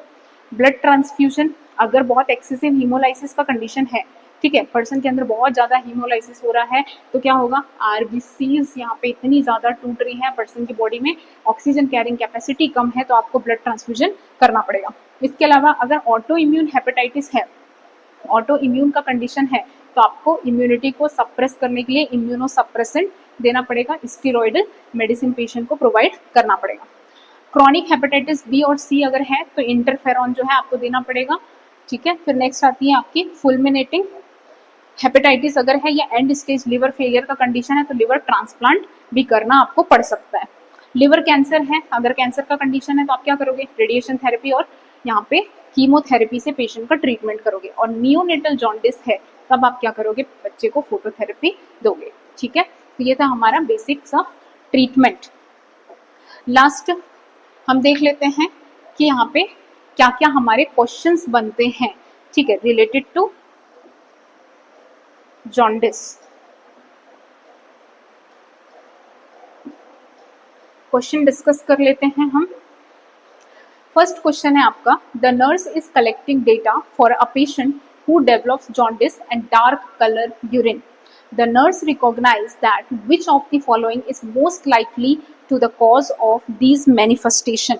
ठीक है, तो इसके अंदर आपके ऑप्शंस हैं encephalopathy, hepatitis, bile duct obstruction and haemolysis. इसमें क्या बोल रहा है कि एक नर्स है, वो पेशेंट का यहाँ पे डेटा कलेक्ट कर रही है, पेशेंट को जॉन्डिस है, पेशेंट को डार्क कलर का यूरिन आ रहा है।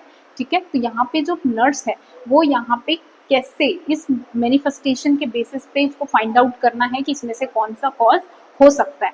ठीक है, तो आप मुझे बताइए, डार्क कलर यूरिन है, दैट मीन्स यहाँ पे क्या होगा, डार्क कलर का यूरिन कब होगा, जब पेशेंट की बॉडी के अंदर में कॉन्जुगेटेड का लेवल बड़ा होगा, है ना, कॉन्जुगेटेड का लेवल इंक्रीज होगा तब जाके डार्क कलर यूरिन आएगा। क्योंकि मैंने बताया था आपको कि डार्क कलर यूरिन जो है वो पेशेंट का कब आएगा, क्योंकि अनकॉन्जुगेटेड जो है वो किडनी के थ्रू एक्सक्रीट आउट नहीं हो सकता। तो यहाँ पे एन्सेफेलोपैथी की कंडीशन में होगा क्या, नहीं होगा। हेपेटाइटिस की कंडीशन में होगा क्या, नहीं होगा। क्यों, क्योंकि हेपेटाइटिस में क्या होगा कि यहाँ पे लिवर प्रॉपर काम नहीं करेगी, अनकॉन्जुगेटेड कॉन्जुगेटेड में कन्वर्ट नहीं होगा, तो यहाँ पे आपका कॉन्जुगेटेड का लेवल डिक्रीज है। बाइल डक्ट ऑब्स्ट्रक्शन, अगर बाइल डक्ट में ऑब्स्ट्रक्शन है तो क्या होगा, बाइल डक्ट में ऑब्स्ट्रक्शन की वजह से यहाँ पे लिवर ने सही से काम किया और कॉन्जुगेटेड बिलीरुबिन को क्या किया कि यहाँ पे बहुत एक्सेस कॉन्जुगेटेड बिलीरुबिन बहुत एक्सेस अमाउंट में लिवर से आपके बॉडी के सर्कुलेशन में, और सर्कुलेशन से होते हुए कहाँ चला गया, वो किडनी में चला गया और किडनी के थ्रू एक्सक्रीट आउट होना स्टार्ट हो गया, जिसकी वजह से यहाँ पे डार्क कलर यूरिन आपको देखने को मिल सकता है। तो करेक्ट आंसर है बाइल डक्ट ऑब्स्ट्रक्शन। हेमोलाइसिस नहीं हो सकता, क्यों, क्योंकि हेमोलाइसिस में अनकंजुगेटेड का लेवल इंक्रीज है। अनकंजुगेटेड बिलीरुबिन जो है वो मैंने अभी बताया था आपको कि वो किडनी जो है उसको एक्सक्रीट आउट नहीं कर सकती, क्योंकि वो कैसा होता है, लिपिड सॉल्युबल होता है। Next question, identify the toxic substances to neuron among the following. हमारी न्यूरॉन्स के लिए सबसे टॉक्सिक सब्सटेंस कौन सा है, कॉन्जुगेटेड बिलीरुबिन है, अनकॉन्जुगेटेड बिलीरुबिन है, यूरोबिलिनोजन है या फिर यूरिया है। तो हमारी न्यूरॉन्स के लिए सबसे टॉक्सिक सब्सटेंसेस होता है अनकंजुगेटेड बिलीरुबिन, है ना, जो कि मैंने आपको बताया था कि कॉन्जुगेटेड जो होती हैं वो कैसी हैं, लिपिड कॉन्जुगेटेड जो है वो कैसी है, वाटर सॉल्यूबल है। ठीक है, वाटर सॉल्यूबल बीबीआर को क्रॉस नहीं कर सकता। अनकॉन्जुगेटेड बिलीरुबिन कैसा है, लिपिड सॉल्यूबल है, जो कि ब्लड ब्रेन बैरियर को क्रॉस कर सकता है और आपकी न्यूरॉन्स को क्या कर सकता है, डैमेज कर सकता है। ठीक है, बाकी जो है आपके एलिमिनेटेड आंसर है। Next is causes of unconjugated hyperbilirubinemia include all except. अब यहाँ पे अनकॉन्जुगेटेड बिलीरुबिन का लेवल कब इंक्रीज होता है, एक्सेप्ट पूछ रहा है। ठीक है, इन सारे में से आपको अलग करना है। Increase production of bilirubin, obviously bilirubin का प्रोडक्शन अगर ज्यादा हो रहा है दैट मीन्स की हीमोलाइसिस ज्यादा हो रहा है, जितना हीमोलाइसिस उतना अनकंजुगेटेड का लेवल इंक्रीज। तो ये फर्स्ट ऑप्शन तो सही है। Impaired conjugation of bilirubin, impaired conjugation of bilirubin मतलब अनकॉन्जुगेटेड जो है वो कॉन्जुगेटेड में कन्वर्ट नहीं हो पा रहा है, तब भी क्या होगा, अनकॉन्जुगेटेड का लेवल इंक्रीज होगा। Impaired hepatic Uptake of bilirubin, impaired hepatic Uptake का मतलब क्या होता है कि यहाँ पे जो आपकी लिवर है वो क्या है, प्रॉपरली उस बिलीरुबिन को, अनकॉन्जुगेटेड बिलीरुबिन को अपटेक नहीं कर पा रही है, ले नहीं पा रही है। क्यों, कि उसको ले नहीं पाएगी तो उसको कॉन्जुगेट नहीं कर पाएगी, दैट मीन्स अनकॉन्जुगेटेड का लेवल इंक्रीज है। लास्ट है आपका बिलियरी ऑब्स्ट्रक्शन। अब ऑब्वियसली बिलियरी में अगर ऑब्स्ट्रक्शन होगा मतलब लिवर सही से काम कर रही है, लिवर ने क्या किया, अनकंजुगेटेड को कॉन्जुगेटेड में कन्वर्ट कर दिया, कॉन्जुगेटेड का लेवल इंक्रीज। ठीक है, तो आपका करेक्ट ऑप्शन क्या होगा यहाँ पे, answer biliary obstruction.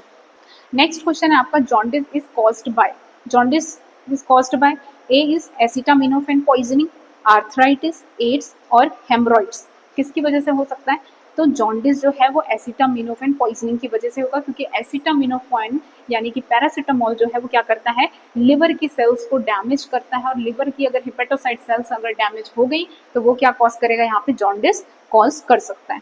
Next question is which of the following sign of conjugated hyperbilirubinemia precede jaundice. इसमें से कौन सा साइन जो है वो ये बताता है कि कॉन्जुगेटेड हाइपर बिलिरुबिनीमिया का कंडीशन है? First is dark urine, second is nausea, third is weight loss and fourth is bloody stool. तो ऑब्वियसली हमने अभी पढ़ा है कॉन्जुगेटेड बिलिरुबिन जो है वो वाटर सॉल्युबल होता है और किडनी के थ्रू एक्सक्रेट आउट हो जाता है, जो कि किडनी को क्या करेगा, जो कि यूरिन को क्या करेगा, डार्क कलर प्रोवाइड करेगा, डार्क यूरिन। नौशिया नहीं हो सकता क्योंकि वो तो किसी भी कंडीशन में हो सकता है। वेट लॉस नहीं होगा क्योंकि ये भी आपका अदर कंडीशंस में देखने को मिलेगा। ब्लडी स्टूल, ठीक है, यहाँ पे स्टूल का में ब्लड आना जो है आपके जीआई रिलेटेड प्रॉब्लम्स को शो करता है। Which enzyme is most specific to liver injury? Liver injury के लिए सबसे स्पेसिफिक कौन सा होता है? तो याद रखना ALT, ठीक है, क्योंकि हमने पढ़ा था आपका अभी हिपेटोसाइट सेल्स के अंदर में कौन कौन सी एंजाइम होती है, ALT और AST, ठीक है, जिसमें से सबसे स्पेसिफिक कौन सा होता है अगर आपसे पूछे तो एलानिन ट्रांस एमिनेज जो होता है ये स्पेसिफिक होता है कि अगर इसका लेवल इंक्रीज है तब तो आप समझ ही लो कि लिवर में इंजरी हुआ है। वहीं अगर कि आपकी एल्कलाइन फॉस्फेट और GGT इंक्रीज है, दैट मीन्स कि वहाँ पे क्या हो सकता है कि आपकी जो बिलियरी कैनालिकुलाई है वहाँ पे ऑब्स्ट्रक्शन की वजह से इनका लेवल इंक्रीज रहता है। Next question, which of the following is a marker of cholestasis? Cholestasis के लिए कौन है मार्कर? तो GGT, LDH, ALT और AST। तो यहाँ पे आपका सही आंसर हो जाता है GGT, ठीक है। अगर आपसे पूछेंगे तो gamma glutamyl transaminase is a correct answer. Next है आपका what does increase unconjugated bilirubin indicates? What does increase unconjugated bilirubin indicates? कौन सी कंडीशन के अंदर इंक्रीज रहेगा आपका unconjugated bilirubin? Hemolysis, biliary obstruction, cirrhosis और हेपेटाइटिस, ठीक है। तो अनकंजुगेटेड बिलिरुबिन का लेवल कौन से कंडीशन में इंक्रीज रहेगा? हिमोलाइसिस, एक्सेसिव ब्रेकडाउन हुआ और क्या होगा, अनकंजुगेटेड बिलिरुबिन का लेवल एक्सेस है, तो यहाँ पे haemolysis is a correct answer. बाकी जो कंडीशन है उसके अंदर क्या हो सकता है, आपका कॉन्जुगेटेड बिलिरुबिन का लेवल इंक्रीज हो सकता है। Thank you. अगर आपको कोई भी डाउट होगा किसी भी क्वेश्चंस को लेके तो आप मुझे डायरेक्टली मैसेज कर सकते हैं। Thank you so much.